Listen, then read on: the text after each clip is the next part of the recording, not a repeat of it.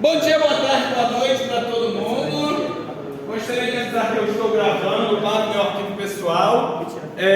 Algumas pessoas me pediram para ver essa aula que eu estava comentando sobre, como a gente sempre introduz nesse início. A gente está trabalhando as ditaduras da América Latina, tá? E aí a gente vai trabalhar as três maiores. Eu não vou entrar em Paraguai, Estróximo e essas coisas. A gente vai pegar, a gente pegou já Brasil, Argentina semana passada e hoje Chile, tá? Tititi, lelele.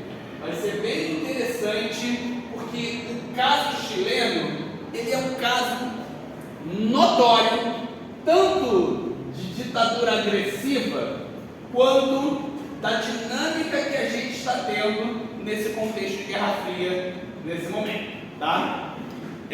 Então, vou começar pedindo que a gente faça uma pequena reflexão.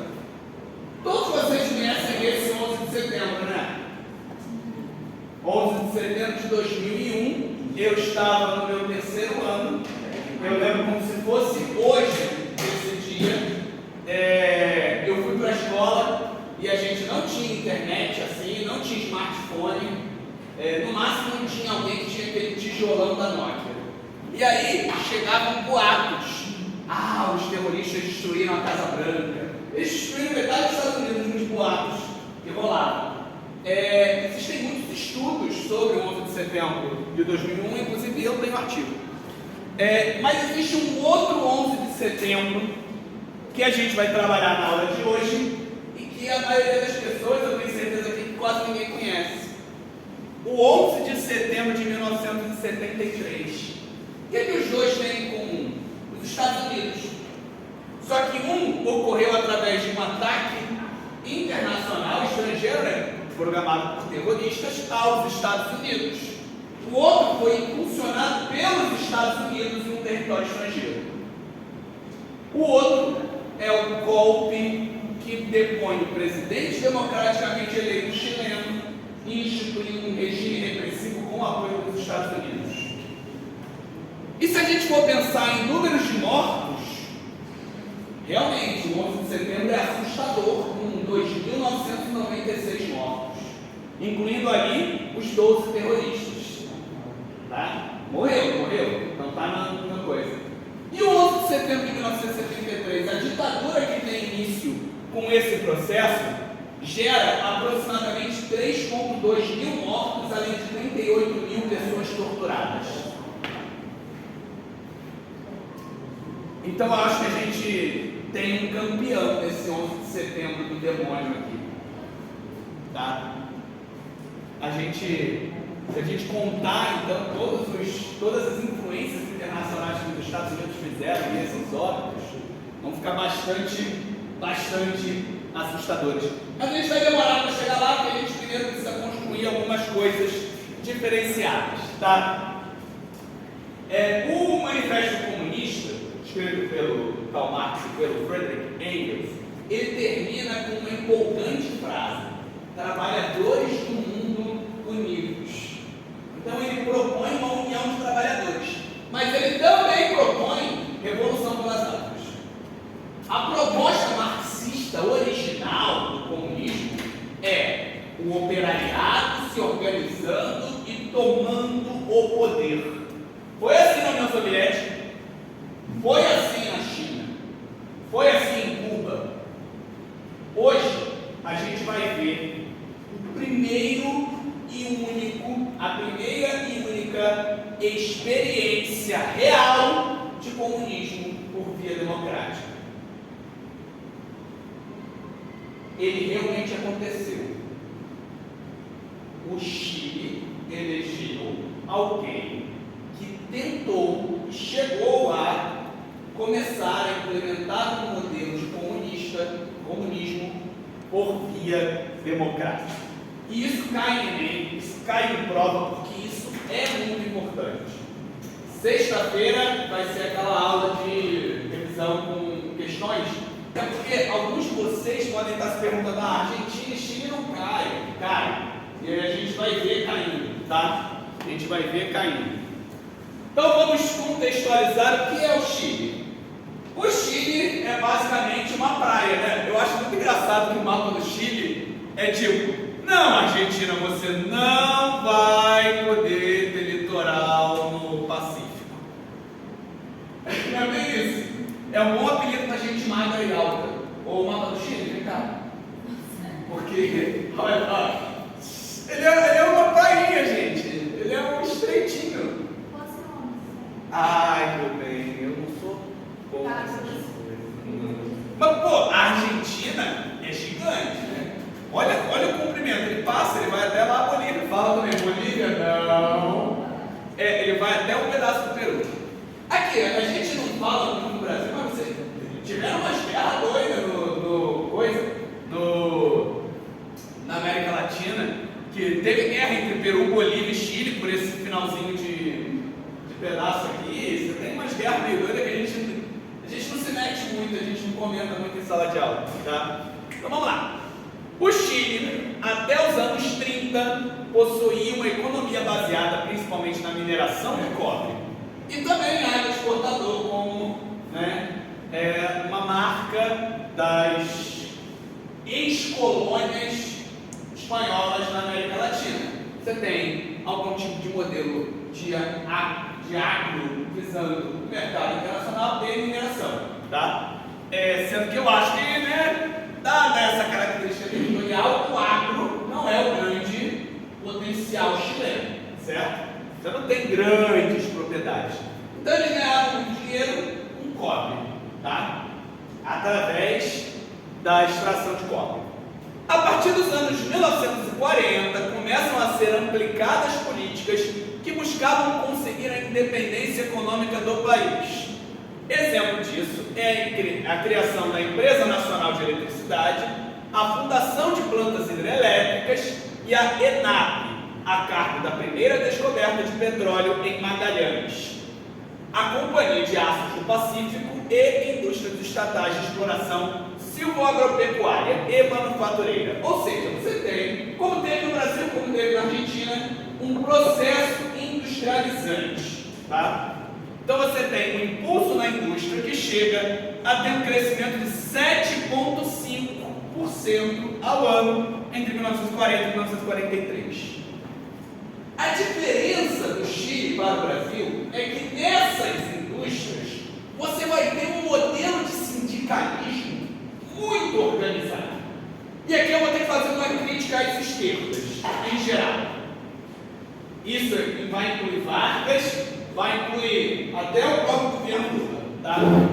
As esquerdas tendem a não saber trabalhar bem com o sindicalismo. Qual é o modelo que Vargas faz? Vargas se apropria do sindicalismo. Ou seja, ele pega aquele movimento sindical e passa a impor uma organização estatal sobre ele. É o que a gente vai chamar de sindicalismo pelego. Pelego é quando um sindicato faz o que o patrão ou o que o governo quer, tá? Nos governos de esquerda atuais, você tem uma tendência a tentar transformar o trabalhador em eleitor. Então você não quer que ele se organize para defender os direitos dele. Você quer que ele te veja como aquele que está te oferecendo os direitos. Entenderam qual é a diferença? Se eu deixo você se organizar, você luta pelos seus interesses e conquista ele. Então, pessoas, no modelo tradicional, o sindicato luta, conquista e ele venceu, certo? Ele é o grande proprietário daquela vitória. No modelo que a gente tem hoje, que muitas esquerdas trabalham, o governo dá. Não é a luta do trabalhador. Quando o governo dá, eu garanto a fidelização e o teu voto. Em contraposição, eu não organizo os trabalhadores para que eles superem as contradições do regime. Estão entendendo essa diferença? Que ela não é simples, tá? A gente vai ter no Chile um estímulo a um sindicalismo muito organizado, que vocês vão ver no decorrer da aula as transformações que ele vai conseguir, tá? Se desenvolvem também partidos focados em propostas progressistas, por via democrática. Exemplo disso, podemos citar o Partido Socialista, PS, está aqui o símbolozinho dele, o Partido Comunista Chileno, tá? O Movimento de Ação Popular Unificado, MAPU, a Ação Popular Independente, API, o Partido Radical e o Partido Social Democrata. Então você tem um grande grupo de partidos políticos que são ligados às esquerdas e você tem um movimento sindical forte. É essa a característica que a gente vai ter nesse Chile. Nesse Chile que se organiza com uma frente única de união de todos esses partidos. Esses partidos vão lançar a candidatura desse moço aqui, que se chama Salvador Allende. Allende com 2 L's, beleza? Então, Salvador Allende, tá? É respeitadíssimo entre as esquerdas, inclusive entre os comunistas, tá? Ele já tinha tentado ser presidente 2 vezes, na terceira é quando ele consegue. Quando você tem a chamada UP. UP é União Popular, Unidade Popular. Em 1970, todos esses partidos de esquerda democrática montam uma coalizão denominada Unidade Popular para viabilizar a eleição de Salvador Allende, que vence por uma margem estreita de votos. O comunismo venceu uma eleição. Quando eu estou usando esse termo de democracia de eleição, eu estou falando de uma eleição burguesa. E o modelo democrático que a gente tem, que é o que a gente mais conhece, é um modelo de democracia burguesa. Dá para você se candidatar sem dinheiro no Brasil ou em qualquer lugar? Lógico. E aí existe uma lógica que acaba favorecendo capital político, projeção desse capital. Eles conseguiram vivenciar um modelo que gerou a eleição dentro da norma do jogo deles. Está entendendo? Quem dava as regras do jogo burguesa, os comunistas conseguiram vencer a eleição. Isso não é simples. Isso não aconteceu de verdade em outros lugares. E depois da eleição, não houve um mecanismo que a gente geralmente tem, que é uma centralização do governo. Por exemplo, o governo atual é um governo de esquerda, mas você percebe que existe uma prática que caminha sempre para o centro, que você tem uma tendência à conversação, à coalizão. A gente vive a democracia de coalizão no Brasil. Aqui você não teve esse processo de rumar para o centro, rumar para as direitas, fazer coisas que o banco fosse lucrar. A gente vai ver as profundas transformações que esse homem vai fazer.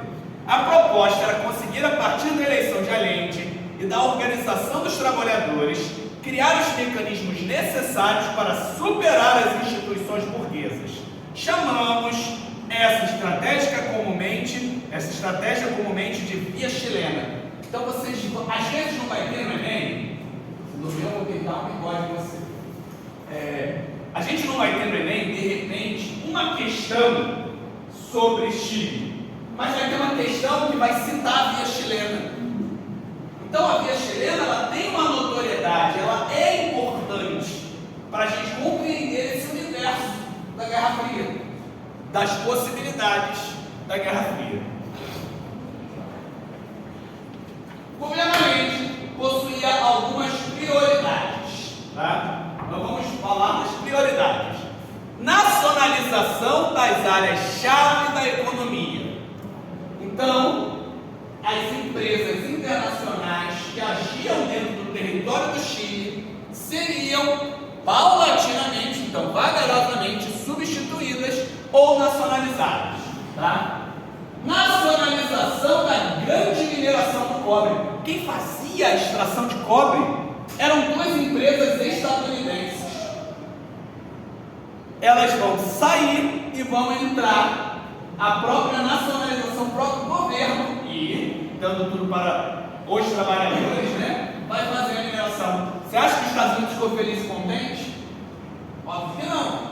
Aceleração da reforma agrária, congelamento de preços de mercadorias, preço taxado pelo governo, para que não haja flutuação muito elevada, aumento da remuneração de todos os trabalhadores, remunerando-os com emissão de boletos, modificação da Constituição e criação de uma Câmara Única. Eram essas as ideias. Algumas ele vai começar a implementar, nem todas vai dar tempo, né? Os sindicatos chilenos, eles eram organizados através da CUT. Você já ouviu esse termo? Tem uma CUT no Brasil. CUT é Central Única dos Trabalhadores. Aqui está o símbolozinho dela, da CUT chilena, né? O sindicalismo é muito incentivado pelo governo Allende, tá? E aí você vai ter formas de organização dos trabalhadores de diversas áreas de maneira coordenadas. Tudo que o trabalhador tem é sua organização. Isso é o comunismo básico. Essas ações foram possíveis graças à forte organização dos trabalhadores. O sindicalismo era muito incentivado. Exemplo disso era a CUT, que agrupava todos os movimentos operários de uma forma a mediar seus interesses e alcançar sucesso mais efetivo. Alguém, por favor, me avisa quando estiver próximo da hora do recreio? Tá? A gente vai ver que vão haver reações de direita. Então, eu estou primeiro passando todas as realizações do governo, mas isso não está muito em ordem cronológica, tá? Eles vão fazer cordões industriais. Essa é uma experiência única, tá? Se cria um raio matemático, tá, gente? Em torno de determinadas áreas, e aí se agrupa as fábricas que tem nessas áreas, tá? E aí essas fábricas vão criar modelos de representação de trabalhadores para gerir as próprias indústrias. As indústrias nas mãos dos trabalhadores é o que, minha gente? É a ideia. Se o trabalhador tudo produz, a ele tudo pertence, né? Então, se estabeleceu uma experiência chamada de cordões industriais, se estabelecia um raio geográfico que estavam inclusas muitas fábricas e se elegia uma forma de representação dos trabalhadores que geriam tanto as indústrias como se cuidavam das necessidades básicas dos trabalhadores, incluindo aí transporte e moradia, entre outros. Até 31 cordões industriais foram criados no Chile durante o governo Allende. Mais de 200 fábricas estavam dentro desses cordões se organizando de forma a esses trabalhadores gerirem as necessidades daquela localidade.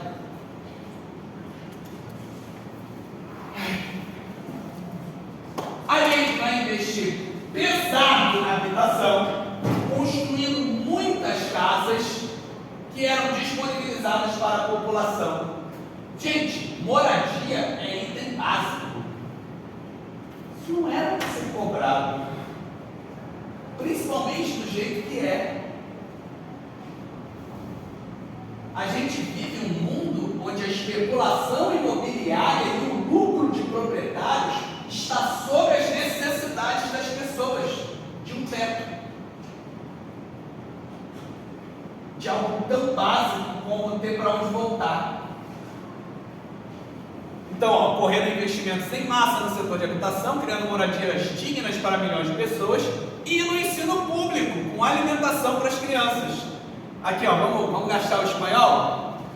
Leche todos os dias para os niños del Chile com Allende. Gente, leite é a alimentação básica de criança, né? Aí aqui a gente tem um desenho do Allende, ele parece um vovô bacana, não parece? Ele parece um vovô bacana, dando leite, uma criancinha com aqui, ó, um sombreirinho com uma bandeirinha do Chile. Charge de jornal.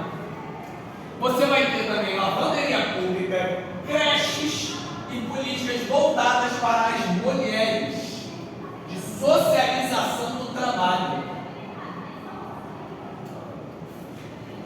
E aí, a gente não pode deixar de perceber que os burgueses iam tentar fazer alguma coisa. É o objetivo deles, é o lucro deles que está se perdendo. A burguesia começa a reagir. A burguesia chilena e a burguesia internacional buscaram desenvolver uma oposição agressiva. Pense, aqui, toda vez que a gente falar em oposição ao Oriente, a essas reações burguesas, elas estão diretamente ligadas aos Estados Unidos, ao capital estadunidense, tá? É sempre com essa mão americana no meio, tá? Plano Condor, não deixe de ver isso em mente. O cobre, por exemplo, era extraído por mineradores estadunidenses que buscaram financiar as ações de oposição chilena. Uma das primeiras iniciativas foi no sentido do desabastecimento dos itens básicos que eram estocados pela burguesia. Geralmente, o mercado que eu digo, o mercado onde a gente compra comida, essas lojas, elas não são de propriedade burguesa. O que os burgueses começam a fazer? E isso é uma estratégia que é feita em vários momentos, tá? Eles seguram a comida. Para quê? Para que você tenha dificuldade no acesso. Quando você tem dificuldade no acesso, automaticamente você come menos, não come tão bem, e aí rompe-se esse elo entre governo e trabalhador. Porque no fundo o que a gente quer é ter o básico. Se a gente não está tendo acesso ao básico, a gente bota a culpa em quem? No governo. Então você começa a ter essas iniciativas burguesas de estocagem, de não direcionar a alimentação da maneira correta. Isso vai ter durante boa parte desse processo que a gente vai estar falando, tá? Em resposta, o governo organizou as juntas de abastecimento e preços, geridas pela própria população, para fiscalizar e denunciar a estocagem dos alimentos que eram então expropriados e distribuídos para as pessoas através de centrais sindicais. Ele incentivou a organização de pessoas, de trabalhadores, donas de casa, para que elas buscassem e descobrissem onde estavam acontecendo esses estoques. Eles entravam nos estoques, arrombavam e viam o que estava lá. A partir do momento que viam o que estava lá, era expropriado, ou seja, pego pelos trabalhadores para realmente dividir, ou obrigados a ir para o mercado. Então, a reação burguesa era limitada pelos trabalhadores, pelas pessoas comuns. Mas é óbvio que houveram impactos. Gente, se você tem gente impedindo que a comida chegue, o que vai acontecer com a comida que está lá que já está na coisa? O preço vai subir. Você começa a ter um desequilíbrio econômico, você começa a ter uma inflação cavalar, que muitos analistas vão colocar na conta do valente, quando na verdade é uma desonestidade intelectual se a gente não levar em consideração que era uma reação da própria burguesia. Vamos lá. Com o impacto direto das tentativas burguesas de estocagem de alimentos, ocorreu uma alteração drástica no preço dos alimentos. Olha os valores. A inflação passa de 22% em 1971 para 163% em 1972. 381% no ano do golpe. Vocês estão vendo como esse desequilíbrio? Isso vai favorecer o estabelecimento de um clima propício para que ele seja feito. A gente vai ver que qual é a reação burguesa é perigosíssimo para a burguesia isso. Porque se o comunismo é factível por meio eleitoral, eu estou fortalecendo a luta anti-burguesia no mundo todo. Então eu preciso destruir essa ideia com o máximo de força possível. E é isso que vai acontecer no Chile. Oi? Fala comigo? Diga.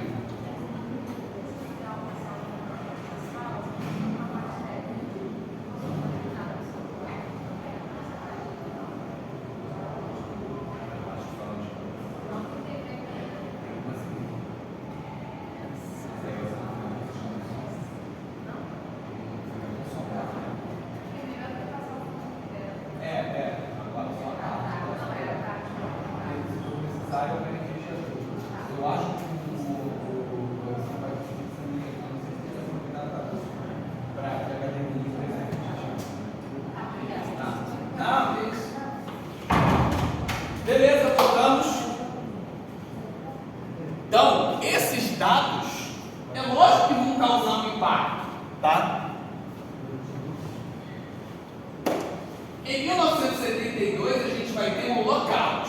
Vocês sabem o que é um lockout? Vocês sabem o que é greve, né?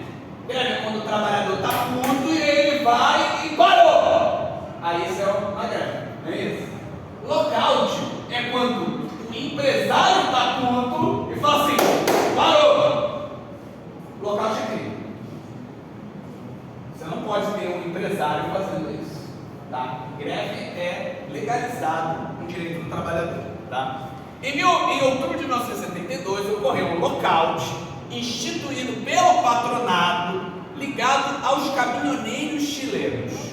Durante 26 dias, a Associação de Caminhões contou com o apoio monetário da CIA, visando agravar a crise econômica e, por fim, o governo Allende parou o caminhão. A gente viu há pouco tempo atrás uma paralisação de caminhão, não viu? Teve em 2019, não foi? 2018. Que eu acho que parou uns 2 dias. E a galera ficou desesperada porque não tinha combustível. Você imagina o que são 26 dias de paralisação de caminhoneiro? Você impacta todo o processo de abastecimento. Sem abastecimento, você não tem comida. Sem comida, você tem disparo dos preços. Essa inflação, ela não é produto simplesmente das ações do governo. Ela é produto da reação burguesa. E ele é um produto pensado para descredibilizar aquele governo. A reação dos trabalhadores foi a ocupação de fábricas lá nos cordões, colocando-os em uma condição mínima de trabalho. Sindicatos e trabalhadores usaram caminhões estatais para conseguirem levar os produtos para pontos estratégicos. Ou seja, todas as ações que o governo tinha, que a burguesia tinha uma reação dos trabalhadores que tentavam evitar. Eles conseguiam, em parte, fazer a roda girar, tá? Mas ainda havia um impacto econômico. Só que isso vai minando as possibilidades da burguesia conseguir descredibilizar o governo, fazendo com que ela acabasse chegando a outros meios. Em 1973, você tinha eleições legislativas, tá?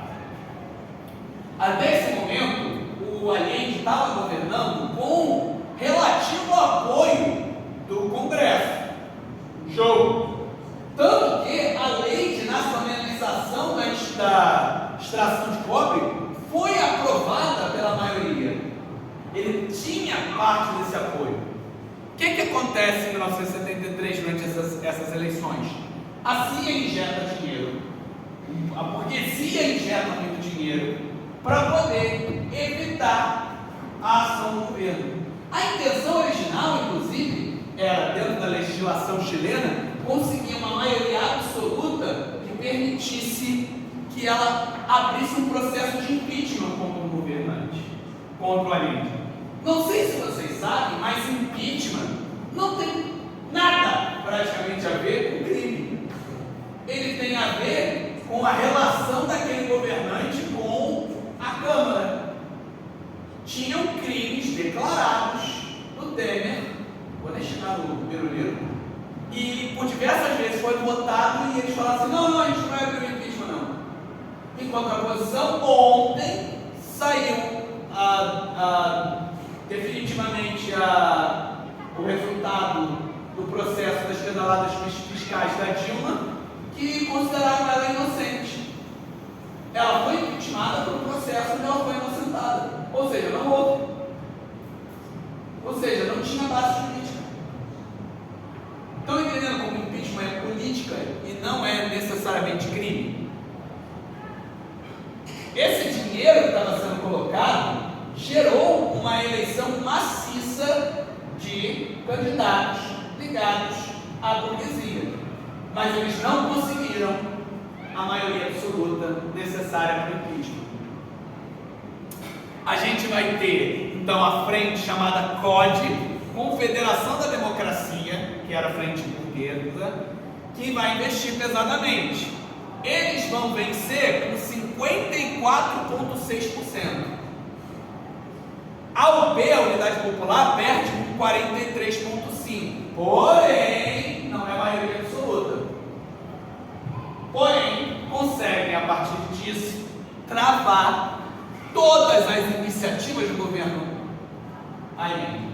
É como se você agora tivesse uma tranca na tua roda e aí você não consegue girar. Eles não te tiram da estrada, mas você não consegue nem ir para frente nem para trás. Com essa proporção, não era possível tentar destituir o governo, mas a oposição foi capaz de travar todas as iniciativas populares de Allende. Então você vai ter um outro modelo a partir desse momento. E os Estados Unidos, entrando pesado, começam a influenciar e financiar um grupo de terrorista neofascista chileno. Só isso. Durante todo o tempo, a oposição estava sendo financiada e instruída pela CIA, que, sob a lógica da Guerra Fria, se opunha radicalmente ao governo Allende. Inclusive, ocorria o financiamento de grupos de milícias neofascistas, como o movimento Pátria e Liberdade. Isso daqui, gente, ficava numa braçadeira aqui no braço deles. Onde vocês já viram isso? Onde eles marchavam e faziam uma luta anticomunista. Neofascismo básico, que praticava terrorismo de Estado de forma direta, inclusive cometendo atentados e matando aliados de Allende. Alguns aliados de Allende eram mortos por esse grupo. Olha a ação dos Estados Unidos para minar esse governo. Em 1973, já que é o ano que vai acontecer o golpe, o governo descobre que alguns militares estavam planejando um golpe contra o governo. E aí o que o governo faz? Abre um processo para ir prender esses militares. Tá? Só que quando eles vão ser presos, antes disso, eles pegam tanques e vão tentar um golpe. Esse não é um golpe muito bem planejado. Ele partiu da iniciativa para a ação porque ele foi descoberto. Então ele conseguiu ser rechaçado, ele conseguiu ser segurado, principalmente porque ainda existia dentro dos militares setores que eram legalistas, setores que eram democráticos, que estavam ali para tentar manter o governo, beleza? Então, esse é o momento chamado tanquetagem, tá? 29 de junho, o 2º Regimento de Blindados liderou uma revolta militar contra o governo, utilizando vários tanques. Um porta-tanques e 2 caminhões com 40 homens cada, incidente chamado tanquetagem. Os rebeldes tentaram tomar o Palácio de la Moneda. Palácio de la Moneda é a Casa Branca, a Casa Rosada chilena, tá? Enfrentando as forças de guarnição, que lideradas por setores militares constitucionalistas, conseguiram executar o golpe. O resultado final dessa tentativa terminou com 22 mortos e 32 feridos, a maioria civis, e a gente vai ver uma pessoa morrendo agora. Tinha um câmera argentino, tá? Que ele estava cobrindo essa ação, tá? A gente vai ver esse vídeo. Ele está filmando e aí, em determinado momento, um cara tira, ele toma aquele tiro e morre no dia seguinte. A gente vai ver isso nesse momento.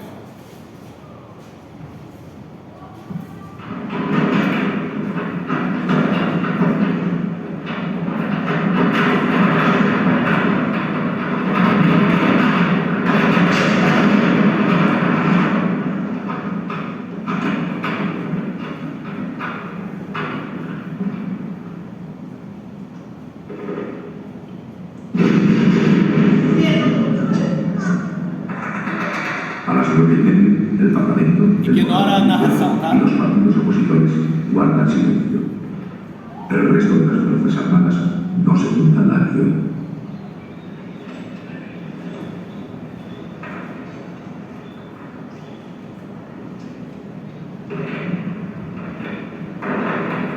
Esse cara que vai matar ele, vai lá.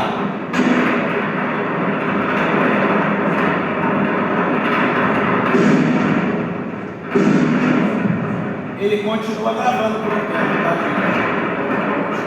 Ele tomou esse tiro. morre no dia seguinte.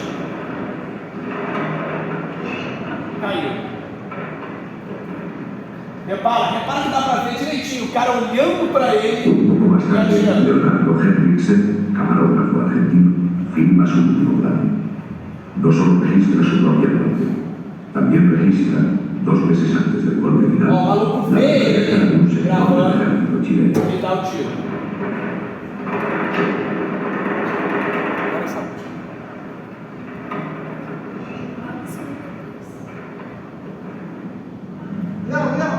Ó.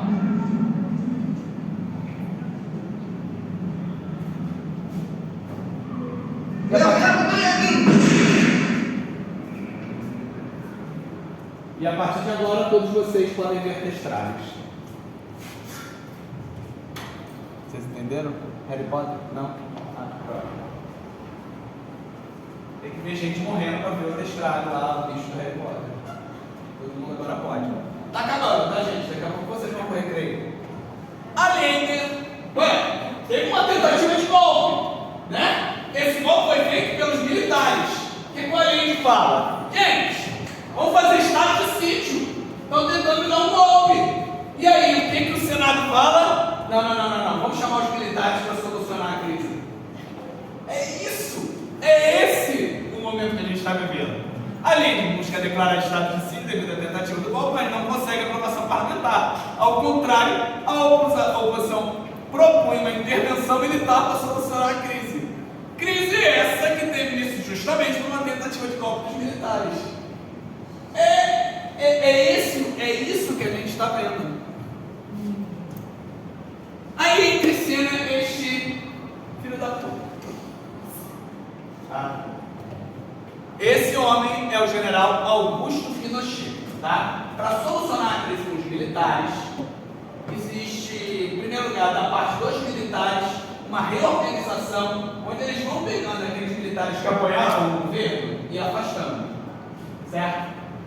E eles vão criando mecanismos para colocar os militares que apoiavam as iniciativas deles, esse pensamento golpista, em pontos estratégicos. Nesse momento, existe a retirada do chefe das Forças Armadas do governo e o próprio Allende indica o Augusto Pinochet. Ele coloca o cara que vai dar o golpe no lugar que ele estava. Qual era a ideia? Ter um mecanismo de contato com esses militares. Mas é esse cara que vai fazer o que vai acontecer, né? A cúpula militar se reorganiza, afastando de seus quadros elementos mais legalistas.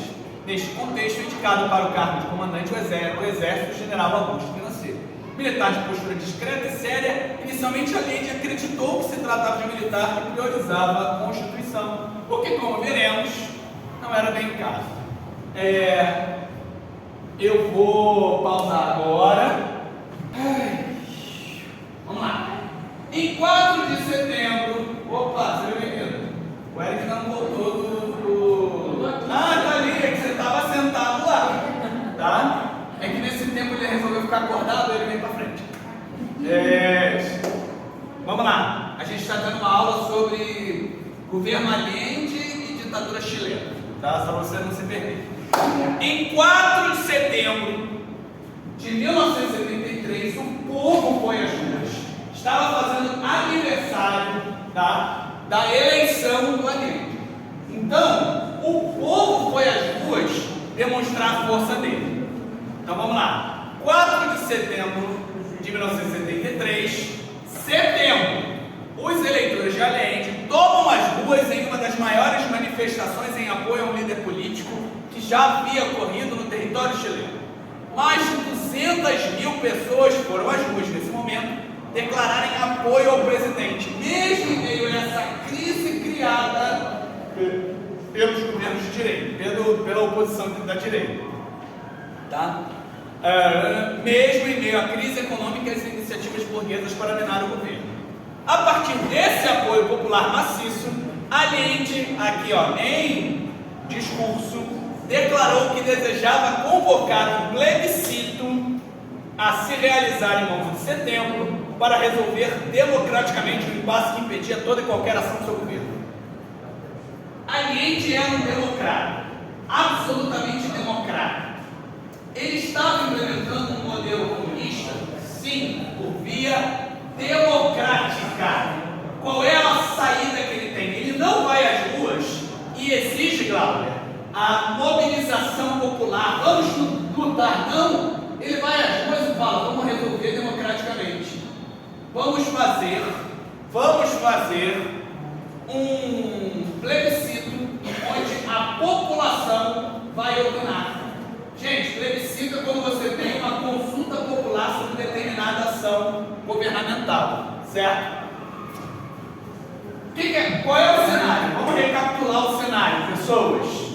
Aqui, você tem o governo tentando medidas, tá, que beneficiavam a classe trabalhadora. Você tem uma reação burguesa a essas medidas que tentam minar o apoio desse governo. E nenhuma dessas ações realmente tem sustentação. O povo não abandona esse governo. O que chega então à conclusão? Temos que tomar força. E aí você tem de vez a cooptação por parte dos setores militares. Então você vai ter uma ditadura, você vai ter um golpe que vai ser financiado por burgueses e pela CIA, vai ter um navio um navio americano atracado no porto para se precisar, e a gente vai ter uma reação bastante contundente. Documentos recentemente revelados deixam claro que já havia mobilização dos militares com o ímpeto golpista, mas a iniciativa de Allende, o risco de, com o apoio popular, ele aprofundar as suas ações é muito grande. Hoje sabe-se que desde o dia 4 de setembro, ao menos Pinochet já estava comprometido com o golpe. 7 mesmo, desde o dia 7 de setembro.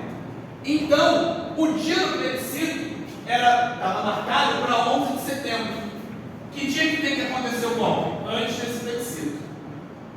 Então ele começa a ser praticado na madrugada do dia 11 de setembro. Mobilização do exército. Você tinha um grande contingente militar que estava fazendo um exercício. Quando ele retorna desse exercício, então ele já está. O exército que está na rua era o esperado, porque ele estava em um exercício. Quando ele volta desse exercício, ele volta agindo com o golpe. Eles vão bombardear, vai ter tiro de avião na Casa Branca deles, né, no palácio deles. Vai ser uma parada extremamente agressiva. Então, ó, na madrugada do dia 11 de setembro, as Forças Armadas tomaram as ruas e começaram a assumir posições de combate. Allende foi avisado isso na madrugada, tentou acionar Pinochet e outros líderes do exército. Porque não era o líder do governo, não era o comandante do exército no governo dele. Cara, estamos tentando me dar um golpe. Quem está tentando dar um golpe é o cara. É isso que está acontecendo, tá? Mas não teve sucesso. Até porque a essa altura Pinochet já era um dos líderes do movimento. Allende se encaminhou para o palácio de La Moneda a fim de proteger, portando um fuzil AK-47.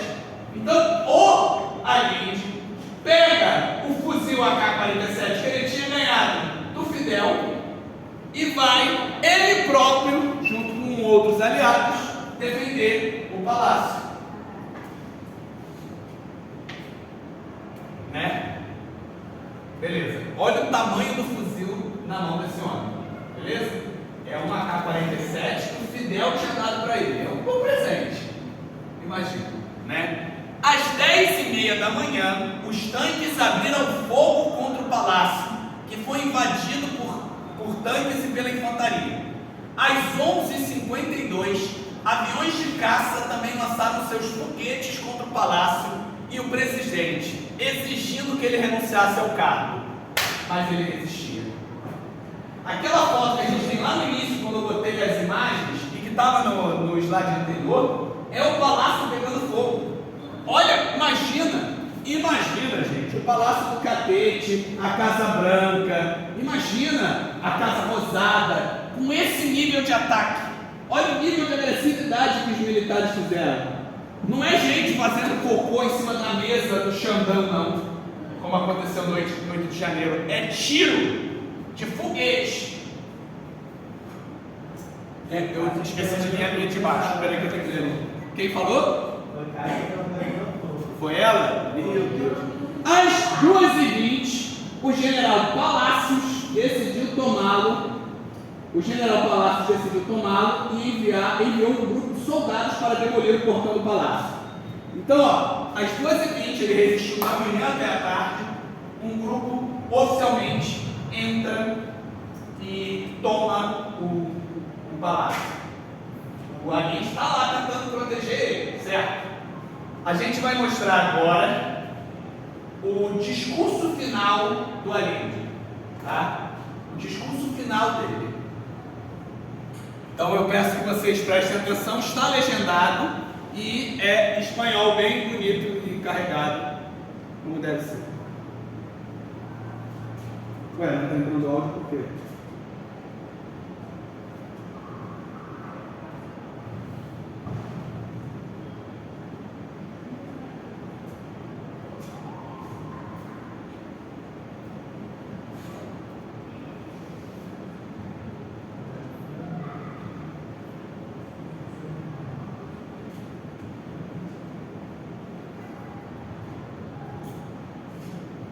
Bom, está me dando problema aqui, eu não vou treinar, vou fazer o seguinte.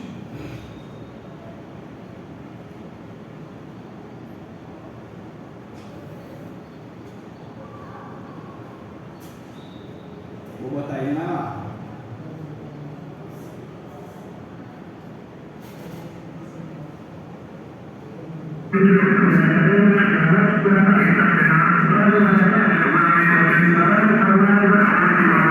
A qualidade de áudio é ruim mesmo porque ele estava em pleno ataque.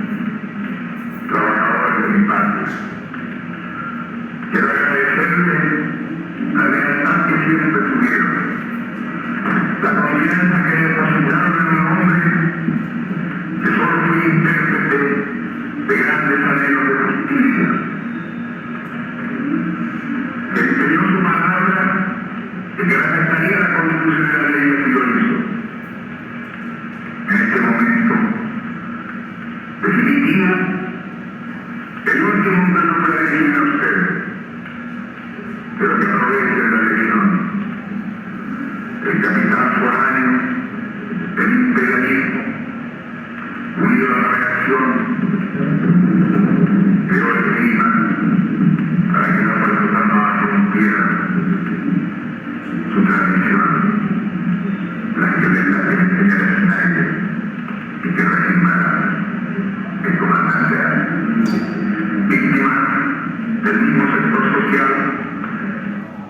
Até aqui já dá para a gente pegar e dar continuidade, porque vocês demoram muito para voltar desse recreio, então eu não quero E demorar mais.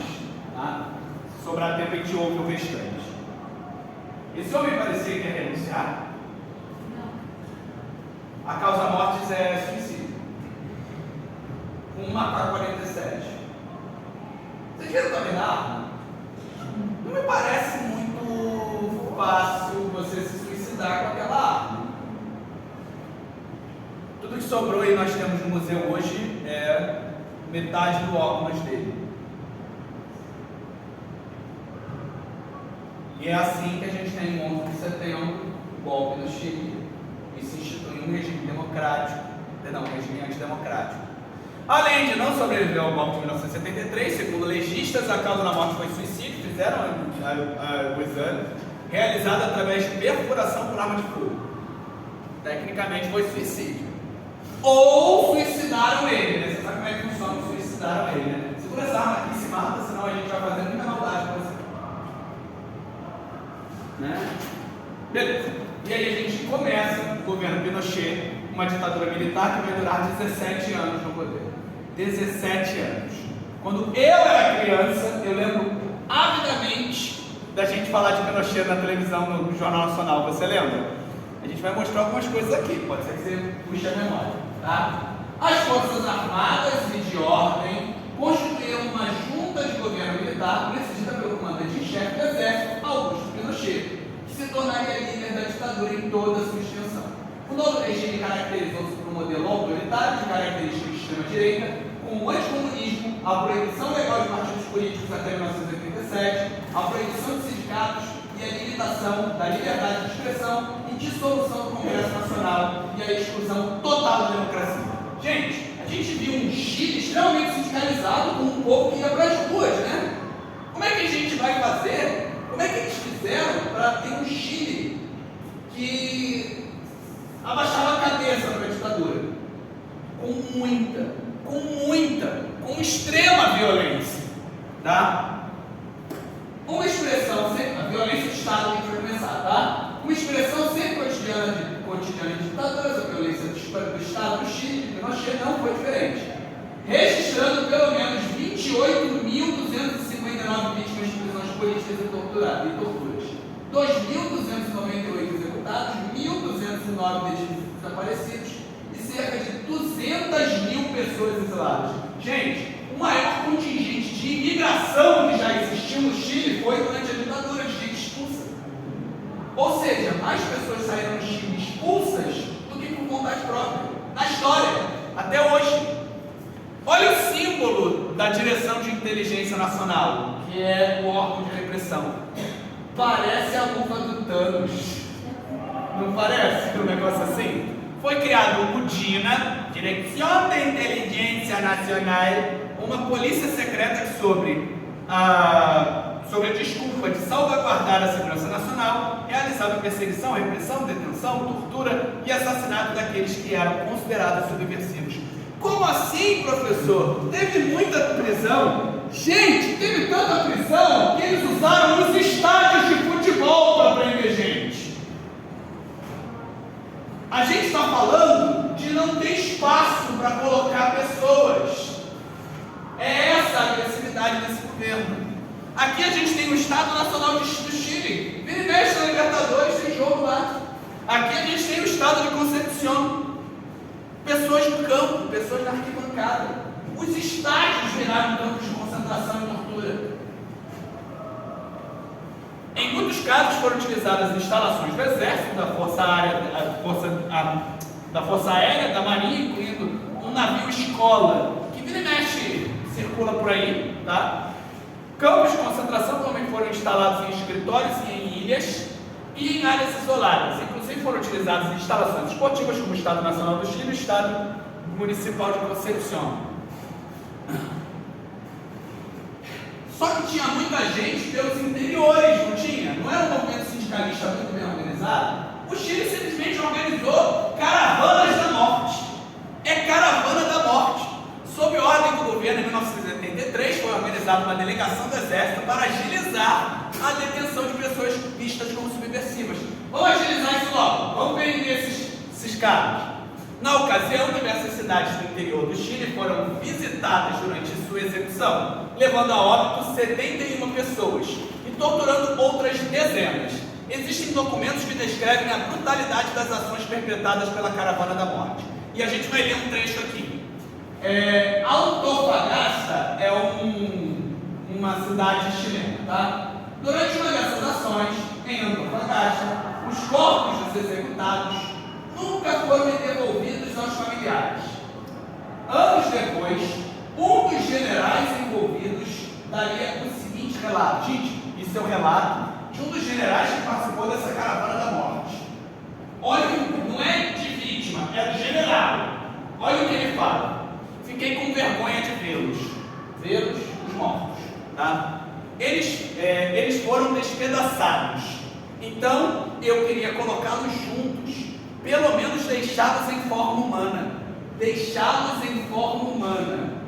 Como estavam esses corpos? Sim, arrancaram os olhos com facas, quebraram as mandíbulas, quebraram as pernas. No final, deram-lhes o golpe de misericórdia. Eles foram mortos de tal forma que morreram lentamente. Em outras palavras, às vezes eles foram cortados em partes. Primeiro as pernas, depois os órgãos sexuais, então o coração. E só nessa ordem disparavam as metralhadoras. Isso é ditadura, gente. Isso é a agressividade de um Estado que está querendo aplicar uma determinada agenda. Em 1980 você tem a criação da Constituição, e a Constituição do Chile precisa ser, pela essa Constituição, aprovada em referendo popular. Toda ação de Constituição chilena precisa ser aprovada pela Constituição. E a Constituição chilena, criada nesse momento e aprovada sob um regime ditatorial que gera discórdia sobre essa aprovação ter sido real, está em prática até hoje. Recentemente, teve uma Assembleia, tentou montar uma Constituição e ela foi recusada pela população. Então existe uma afronta que está em debate. Mas hoje, 2023, é a porcaria da Constituição chilena ditatorial que se pratica lá. Em 1980, depois de um plebiscito irregular, foi aprovada uma nova Constituição na qual Pinochet reafirmava sua posição como presidente da República, enquanto as juntas de governo se limitavam ao poder legislativo. O resultado oficial foi de 4.204.879 votos para a opção sim e 1.893.420 votos para a opção não. Portanto, o texto constitucional foi aprovado e entrou em vigor em 11 de março de 81. Aqui a gente tem propaganda do sim. Sim, para você votar sim. E relações internacionais, como é que ficou? A gente vai ver daqui para frente que o Chile foi o primeiro país a ser aplicado de fato o neoliberalismo. Eu falei para vocês rapidamente sobre o neoliberalismo na última aula e falei que ia explicar o que é hoje, tá? Então você vai ter países que vão ter excelentes relações com o Chile no início. Esses países, quando se percebe tudo que estava acontecendo, alguns vão botar o galho dentro, vão sair, ou vão haver mudanças políticas nesse país, por exemplo. Quando ele começa, quem é a primeira-ministra da Inglaterra é a Margaret Thatcher. A Margaret Thatcher vai dar todo o apoio para ele, amicíssima dele. Essa moça que está aqui, tá? Nós odiamos ela. Ela matou criança impedindo de dar leite para elas, então é uma pessoa má. Mas isso é a minha opinião, vocês podem gostar se quiser, tá? E ali a gente tem o Pinochet com o Henry Kissinger, que era o líder da política externa estadunidense durante muitos anos, morreu há pouco tempo, deve estar no inferno. Durante os primeiros anos da ditadura militar, o governo Pinochet recebeu apoio declarado dos Estados Unidos e também da Inglaterra, que vinham com simpatias e experiências econômicas. Contudo, é lógico que o Cone Sul, Brasil era o quê? Ditadura. Brasil aprovava. Argentina era o quê? Ditadura. Argentina aprovava. Paraguai? Ditadura. Aprovava. Com o passar do tempo, houve um distanciamento, a gente vai ver isso no final, tá? Contudo, devido à violência e à perseguição política dos primeiros, vários países fizeram menção repudia as suas ações. Pinochet foi impedido de viajar oficialmente para o exterior, com poucas exceções, quando visitava países ideologicamente próximos. Então, mais para frente no governo, se ele viajasse, ele ia ser preso, então ele não viajava. Tipo o Putin. E aí a gente começa a falar de neoliberalismo. Aqui a gente tem a Dama de Ferro, Margaret Thatcher, e aqui a gente tem o Ronald Reagan. Eu entendo o que eu estou falando, gente. O meu mestrado foi todo feito sobre o período Reagan, eu já falei para vocês. Então eu estudei profundamente aquele moço ali. Então foi a primeira vez que a gente vai ver a aplicação desse neoliberalismo. Para eu explicar o que é neoliberalismo para vocês, eu trouxe uma citação de um neoliberal. Um neoliberal explicando o que é neoliberalismo, para vocês não falarem que sou eu que estou mudando, tá? Então vamos lá, Henry David.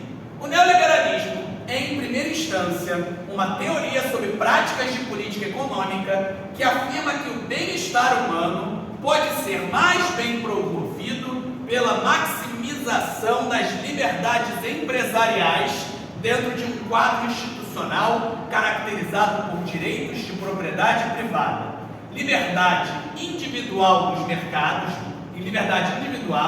mercados livres e livre comércio.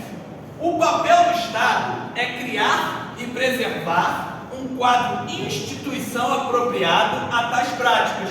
Por exemplo, o Estado deve preocupar-se com a qualidade e a integridade da moeda. Ele também deve estruturar aquelas funções militares de defesa, policiais e jurídicas necessárias para garantir os direitos da propriedade privada e para apoiar o funcionamento dos livres mercados. Ademais, se não há mercado, essa frase é importante, se não há mercado em áreas como educação, saúde, previdência social ou poluição ambiental, eles devem ser criados pelo Estado, se necessário, mas o Estado não deve se aventurar para além dessas fronteiras. Resumindo, Estado mínimo, subserviência do Estado, criação e manutenção de mercados. O que isso aqui está querendo dizer, gente? Se você não tem um mercado na área de educação, cria. Acabou a escola pública. Se você não tem um mercado na área de saúde, cria. Acabou qualquer tipo de iniciativa pública de saúde. A ideia dessa lógica comercial, que muita gente gosta, é um direito, é que você, através da liberdade de mercado, você vai ter o potencial de bem-estar da população. Se você, quem acredita, acredita. Previdência social, que a gente paga, o INSS, não tem mais. Agora é tudo particular. Hoje, nos Estados Unidos, se você quebra a perna, você não tem saúde pública. Ah, mas isso é exagerado. Lembra que a gente falou semana passada sobre esse cara que está aí, que ganhou as primárias argentinas? Ele fala sobre comércio de órgãos.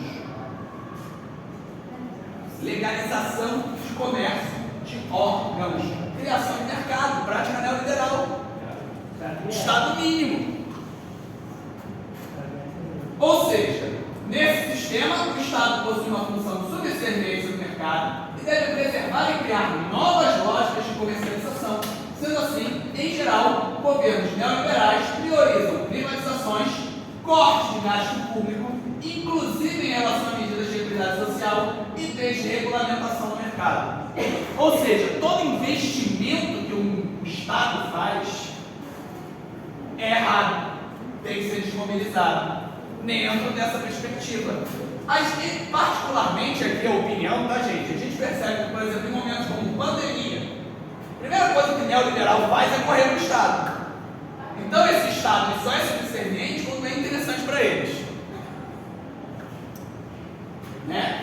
O neoliberalismo foi proposto principalmente pelo economista Milton Friedman e um grupo de chilenos havia estudado com ele em Chicago. Esses economistas ficaram conhecidos como Chicago Boys e foram influentes na adoção de medidas neoliberais no Chile, tais como liberalização dos preços, destituição do salário mínimo, privatização de empresas.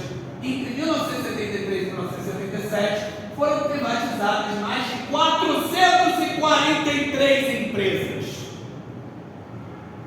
Dentro dessa lógica, se você tem uma empresa que funciona, tem lógica você privatizar ela? Não, ela está funcionando. Mas aí você faz ela parar de funcionar. padrão lockout sendo inseridas nesse tipo de empresas públicas. Qual vai ser o impacto disso? Essas políticas transformaram o Chile de uma economia com um mercado protegido e forte de intervenção do governo em uma economia liberalizada e integrada mundialmente, onde as forças do mercado foram deixadas livres para criar a maioria das decisões da economia. Inicialmente, a inflação foi moderada, caindo mais de 600% em 1974, para menos de 50% em 79, para menos de 10% no início dos anos 80. Então, o impacto inicial para aquele movimento inflacionário que era causado pelo lockout foi positivo. Mas a gente vai vendo que você vai ter um nível de desigualdade muito grande. Na medida em que essas pessoas que são proprietárias estão sendo beneficiadas e muitas vezes o cidadão comum não. No entanto, os impactos na população menos privilegiada foram muito grandes, chegando até os dias atuais. Em 1982, os efeitos começaram a ser sentidos e uma crise econômica resultante de uma economia que dependia fortemente do mercado externo. Se você tem um mercado que não produz nada internamente, que só está pautado na privataria internacional, o que acontece quando você tem qualquer tipo de desequilíbrio econômico internacional? Ele quebra internamente. E você não tem um Estado que consiga suportar esse movimento. Ocorreu um grande endividamento privado. O PIB teve uma queda de 14,3%, obrigando o governo a intervir para salvar bancos. Agora o governo pode intervir, né, se é para salvar o banco. É bem bizarro isso. Empresas estatais buscando gerar empregos.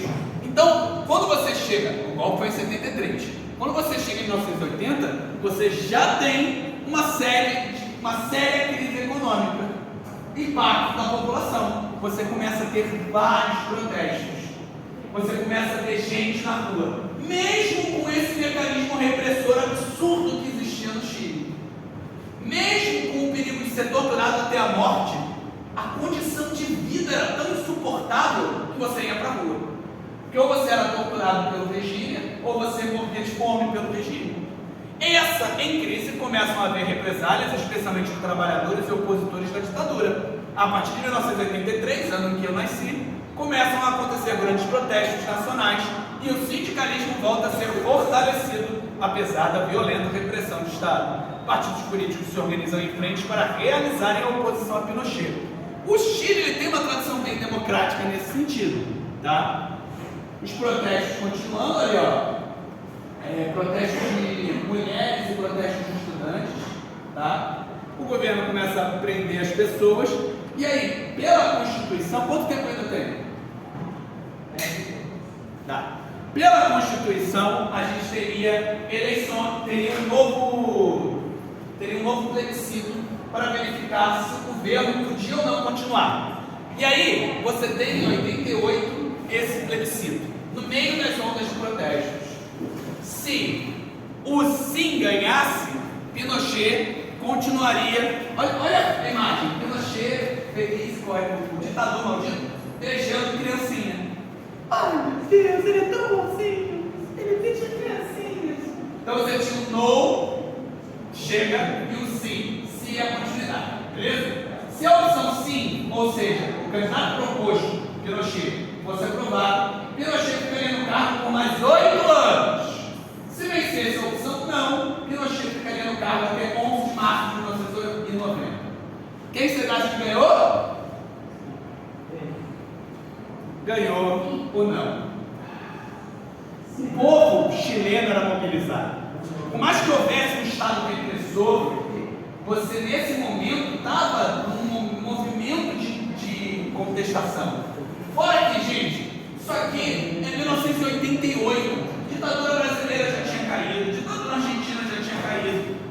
Você tem uma outra conjuntura internacional, a União Soviética está quase caindo. Então você mudou essa perspectiva que você tinha na Guerra Fria no início. Obviamente, quando você estava matando um monte de gente, os Estados Unidos não deixaram o apoio deles tão declarado. A Inglaterra mudou de primeiro-ministro e ele também não sei. Aqui a gente já está no governo Reagan, né? Fim do governo Reagan. E aí, em certo sentido, também o anticlimático, né? o homem fez isso tudo e a solução não é tirar ele do poder à força. A solução é ir vencemos as eleições. E ele fica mais um ano depois disso, podendo se preparar para não ser preso, né? Que é o que ele tenta fazer. Em 1990 foi um ano de adaptações e negociações entre a junta militar e os partidos políticos da Força Democrática. A Constituição de 1980 seguiu sendo utilizada, como é até hoje, mas algumas de suas cláusulas foram revistas e outras revogadas. No final desse mesmo ano foi realizada a eleição presidencial, na qual a coalizão dos partidos da democracia, antiga coalizão de partidos pelo não, nomeou Patrício Aylwin como presidente. O governo e setores da direita apoiaram um candidato que, no entanto, acabou derrotado. Então você tem tanto a derrota do Pinochet, quanto a derrota do candidato do Pinochet. Acabou a ditadura. Ao fim do governo, mesmo com todos os crimes e abusos cometidos, Pinochet foi declarado comandante em chefe do exército por mais 8 anos. Mecanismos de proteção, filho. E aí, depois de um tempo, né, havia atributos constitucionais deixados pelos militares que impediam a punição por crimes. Ainda assim, o governo democraticamente eleito criou a Comissão Nacional da Verdade e Reconciliação para revelar as ações desumanas do regime. Então o mundo ficava sabendo de tudo que estava acontecendo, eles estavam investigando, não podia prender ele. E aí a parte que eu lembro claramente do Jornal Nacional falar de Pinochet, que é quando ele é preso na Inglaterra. Né? Aqui eu já estava, em 1998, eu já era, né, ser pensante. Um dia após deixar o comandante do exército, ingressou no Senado. Quando ele deixa, depois dos 8 anos, ele vira senador vitalício. Olha a estrutura para esse homem não ser punido, né? Após ser empossado como o primeiro senador vitalício da história do Chile, mesmo em meio a protestos. Alguns anos depois foram revelados escândalos que envolviam desvio de recursos e enriquecimento ilícito de Pinochet e sua família. Não basta ser assassino, né? Tem que ser ladrão também, de joia às vezes. Em 1998, Pinochet viajou para Londres para uma operação de hérnia de disco e acabou preso pelo crime de genocídio em Londres. Em Londres, genocídio, terrorismo internacional, tortura, desaparecimento de pessoas. Fica 2 anos preso em Londres. E aí notícia, Jornal Nacional, o poder todo, tal. Depois de um tempo, no ano 2000, ele vem para o Chile, tá? E essa pessoa, né, chega a ser interrogado, ele chega a ser colocado numa prisão preventiva, mas em casa, nunca, né, chilindrou mesmo, até porque já era um idosão, né? Em 2005, ele morre de infarto, insuficiência cardíaca e edema no pulmão. Fala, fala.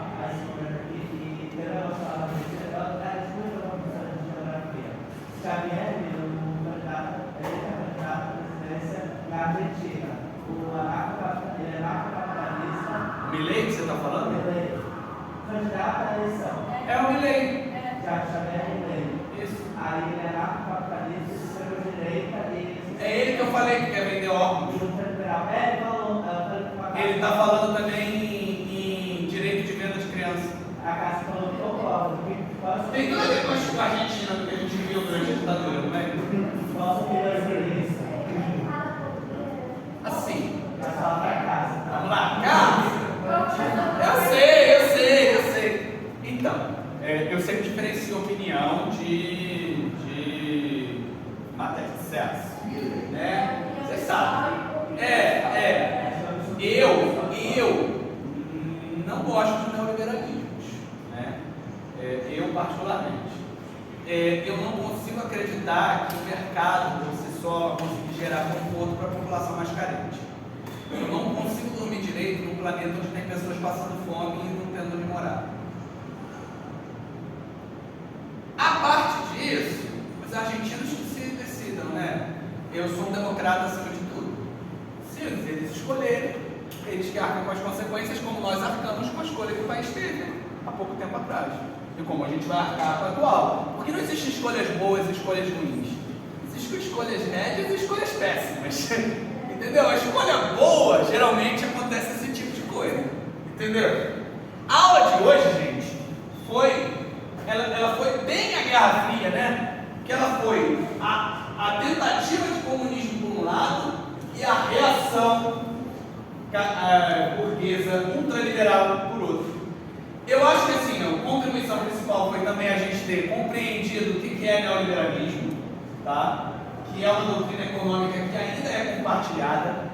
Ela, durante os anos 80 e 90, ela foi a base.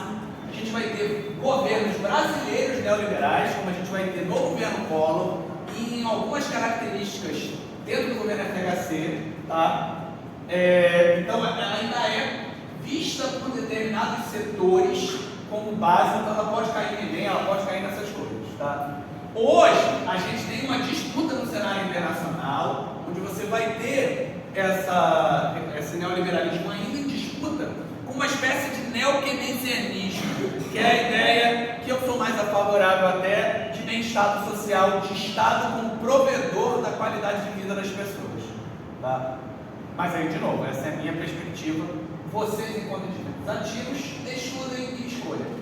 Beleza? É sempre assim que a gente termina. E terminamos a matéria aqui também que eu estava gravando. Acabou.